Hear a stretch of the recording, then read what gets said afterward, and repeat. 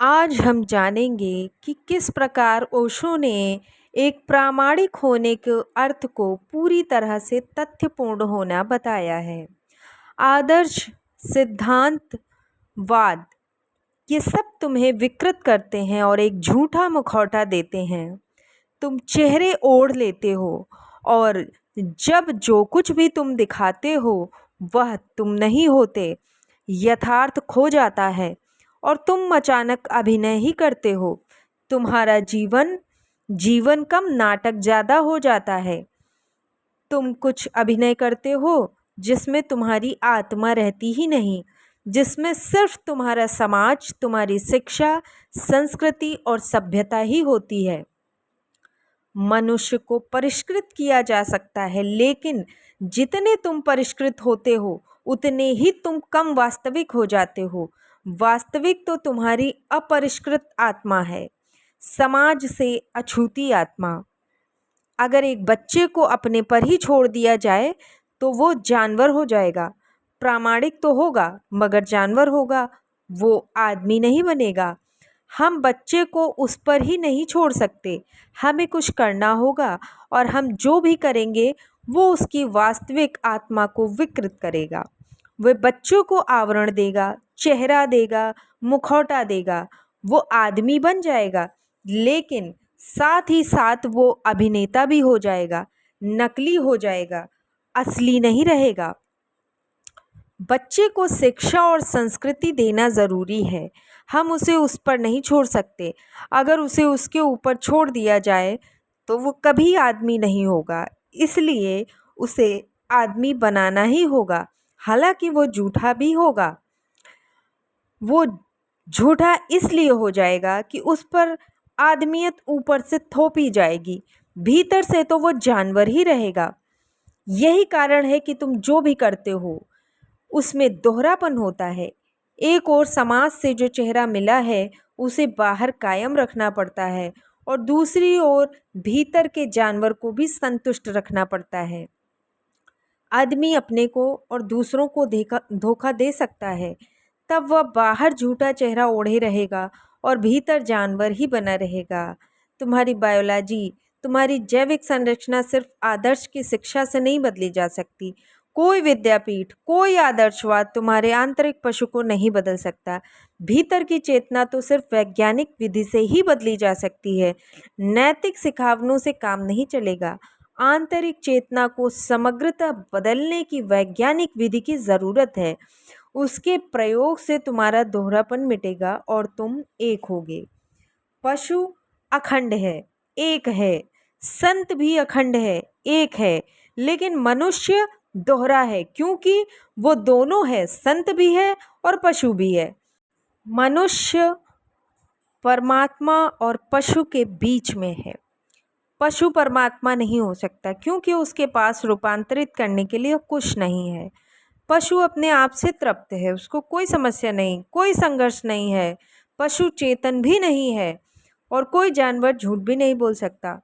जानवर इसलिए झूठ नहीं बोल सकता क्योंकि उसे इस संभावना का पता ही नहीं है कि झूठ भी बोला जा सकता है। जानवर को सच्चा रहना पड़ता है, लेकिन ये सच्चाई उसका चुनाव नहीं बल्कि उसकी मजबूरी है। वह वही हो सकता है जो वो है। उसके लिए झूठा होने की संभावना ही नहीं है, क्योंकि उसे संभावनाओं का बोध ही नहीं है।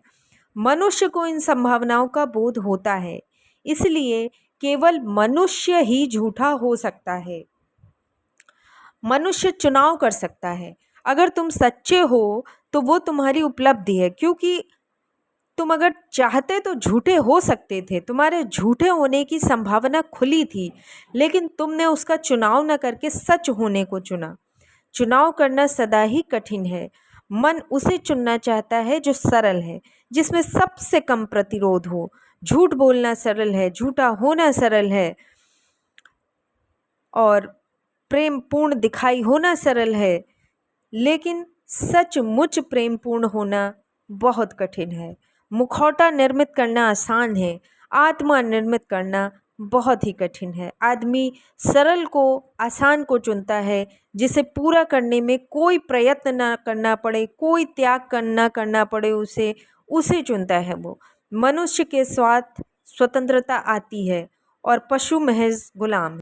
पशु अचेतन है, उसके बस में कुछ नहीं है, वो प्रकृति के द्वारा प्रामाणिक होने को मजबूर है, लेकिन मनुष्य प्रामाणिक होने का निर्णय ले सकता है। इसके लिए उसे कोई मजबूर नहीं कर सकता। प्रामाणिक होने का अर्थ है कि तुम समझो कि तुम्हारे मन की यथार्थ स्थिति क्या है।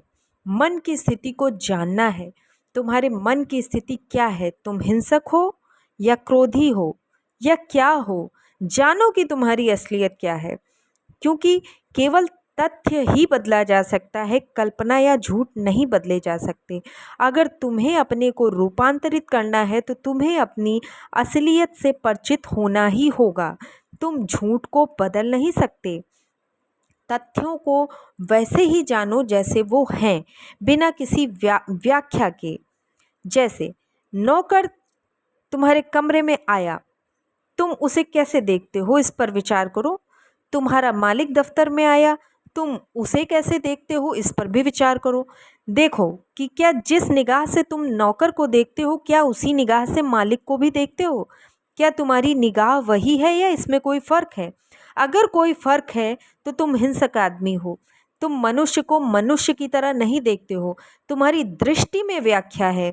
अगर वह धनवान है तो तुम एक ढंग से देखते हो, अगर वह गरीब है तो तुम दूसरे ढंग से देखते हो। तुम्हारी निगाह में ही अर्थशास्त्र है। अपने भीतर उतरो और तथ्य का परीक्षण करो, तथ्य पर विमर्श करो और प्रामाणिक हो। इस विमर्श से तुम धीरे धीरे प्रामाणिक हो जाओगे, और ये प्रामाणिकता पशु की नहीं, संत की प्रामाणिकता होगी। जितना ही तुम जानोगे कि मैं कुरूप हूँ, जितना ही जानोगे कि मैं कितना हिंसक हूँ, जितना ही तुम अपने भीतर प्रवेश करके तथ्यों को देखोगे और अपनी मूर्खताओं को समझोगे, उतने ही तुम जागरूक होते जाओगे, और ये जागरूकता ही काम देगी। तब धीरे धीरे तुम्हारी कुरूपता मुरझाकर मिट जाएगी। अगर तुम अपनी कुरूपता के प्रति जागरूक हो तो वो कुरूपता नहीं बचेगी।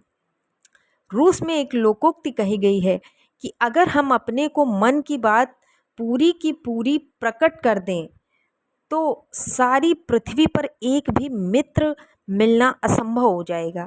तुम अपनी असलियत को स्मरण करो कि तुम असलियत की व्याख्याओं से बचाओ, व्याख्याओं से बाहर निकलो, व्याख्याओं को अलग करो और सीधे इस तथ्य को देखो कि तुम क्या हो, और डरो मत। तुम में बहुत कुछ कुरूप है। अगर तुम डरोगे तो उसे कभी बदल नहीं पाओगे। कुरूपता है तो उसे स्वीकार करो, उस पर विमर्श करो। यदि कोई तुम्हारा अपमान करता है तो तुम्हारी प्रतिक्रिया क्या होती है। वह व्यक्ति सही भी हो सकता है, तुम्हारे संबंध में वो हो सकता है तुमसे ज़्यादा सही हो, क्योंकि वो तुमसे अलग है, तुमसे दूर है, तो तुम्हारा निरीक्षण कर सकता है। तो प्रतिक्रिया मत करो, रुको, उससे कहो तुमने जो कहा है मैं उस पर विचार करूँगा, विमर्श करूँगा।